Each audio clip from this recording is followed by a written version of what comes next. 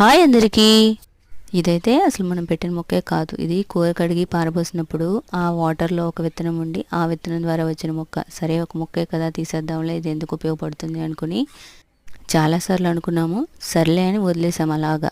ఇది ఒక 3 months తర్వాత చూస్తే ఇది మొక్క కాదు, ఒక రకంగా చెప్పాలంటే మహావృక్షంలాగా చెట్టులాగా ఎన్నో కొమ్మలు వచ్చాయి దీని నుంచి. చూస్తున్నారు కదా, దీని మొదలు చూస్తే చాలా లావ్ అయిపోయింది. ఇలాగే మనం అప్పుడప్పుడు మనం దగ్గరున్న మనీ కూడా కొంచెమే కదా, ఇది దేనికి ఉపయోగపడుతుందిలే అని ఏదో ఒకటి కొనేస్తూ ఉంటాం కదా.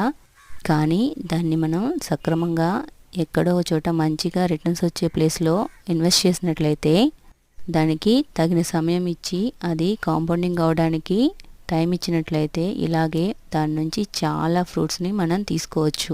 ఒక్కోసారి మనం చెప్పలేం, మనం చేసే చిన్న చిన్న పనులు కూడా మనకి మంచి రిటర్న్స్ ఇస్తాయి. మనం టైం